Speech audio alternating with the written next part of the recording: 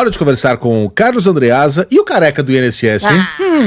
O careca do INSS que nos deixou a ver navios na CPMI que investiga o roubo de aposentados e pensionistas. Ô, Andreasa, o careca se escondeu. Bom dia pra você. Bom dia, meus amores, Luiz Megali. O pessoal ficou aliviado que ele não foi o senhor. Eu não gosto dessa alcunha careca do INSS. Ele também certo? Não. Ele detesta ele mais ainda. Odeia. Eu vou aqui honrar os carecas.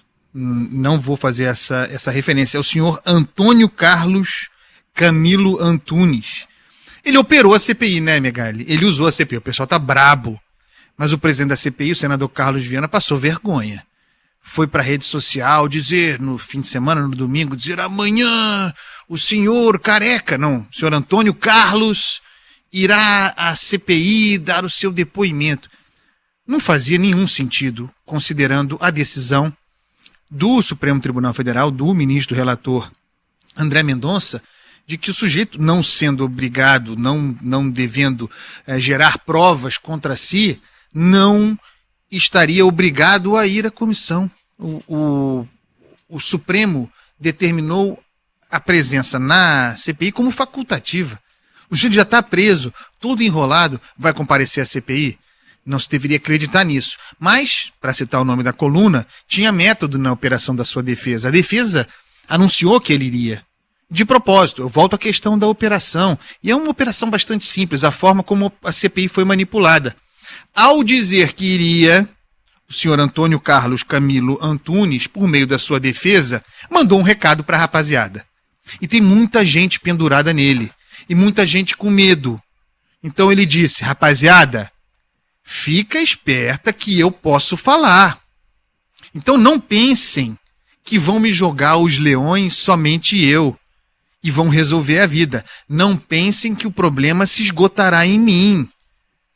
Eu sei que vocês querem isso, eu sei que vocês querem que eu seja o símbolo, o começo e o fim dessa investigação.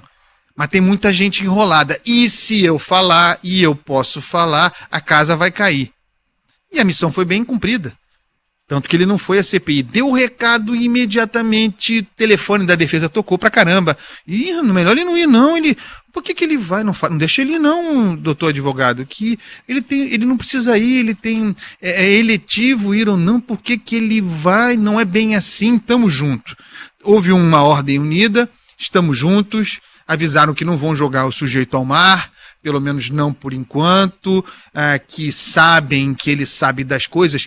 E aí eu chamo outra questão sobre isso. Você viu a questão dos sigilos, do movimento dos gabinetes. A gente não consegue saber quem foi, quem entrou, quem saiu, quem visitou quem. Nós estamos na República. E não conseguimos saber se esse senhor há um sigilo determinado pelo grande estadista Rodrigo Pacheco. Há um sigilo, a gente não consegue saber quem foi no gabinete. A gente não consegue saber nos gabinetes de quem esse cidadão foi. E os outros.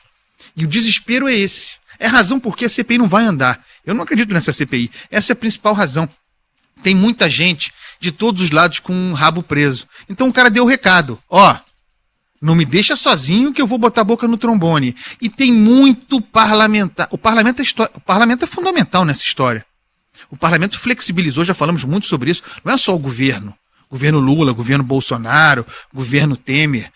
Esse esquema não existiria sem o parlamento. O parlamento flexibilizou muito ao ponto de inexistir os mecanismos de controle e de fiscalização sobre essas operações, sobre esses descontos associativos. E essa rapaziada aqui, essa operação, esses operadores, eles andavam pelos gabinetes. Eles tinham relações com parlamentares de todos os lados, com ministros de todos os lados. Então, sendo todos os lados implicados, como acreditar no futuro dessa CPI? Esse caso do senhor Antônio Carlos Camilo Antunes, o senhor conhecido, peço perdão, o senhor, mas é jornalismo como ele é conhecido, o senhor careca do INSS, essa operação que ele fez ontem serve para mostrar a quantidade de gente implicada nessa história, razão porque a CPI não vai em frente, usou a CPI, deitou e rolou, agora a CPI está ameaçando. Vamos ouvir a mulher, os filhos, os sócios e tal. O cara daqui a pouco vai dizer de novo, eu não tô sozinho nessa. Sabemos como é. E para a opinião pública, né, Andreasa, é tentador você pegar um personagem meio exótico, um cara que vai lá e aciona a justiça para não ser chamado de careca do INSS, e tem lá, tá escondendo um carro do Ayrton Senna, uma Ferrari, numa operação de busca e apreensão, e transformar esse cara no símbolo de tudo que há de pior, né? Como você disse aí, adaptando um pouquinho o início, o fim e o meio do escândalo do INSS. Só que tem gente que tem um currículo bem mais cabeludo por trás desse cara e cujo maior desejo é que fique assim. Né? Tudo se resume ao careca do INSS, ele sabe disso. Né? E nas entrelinhas é assim que a gente tem que ler essa ausência do careca ontem. E por isso, exatamente, né? Por isso foi e não foi. Por isso foi e não foi. Exatamente isso. Exato, ele não foi fundo. Ô, Andreasa, e na vitrolinha? Na vitrolinha, um clássico de Jorge Aragão. Jorge Aragão, Paulo César Feital e Flávio Cardoso, gravação do Grupo Molejo, em 1996, de Sampa a São Luís. Eu adoro esse samba. Um beijo, meus amores. Até amanhã. Até amanhã. A gente se perdeu e nem me perguntar como isto aconteceu. A gente dava nó, ninguém foi mais feliz. Não tinha amor maior. De Sampa a São Luís, não teve amor maior. Ninguém foi tão melhor.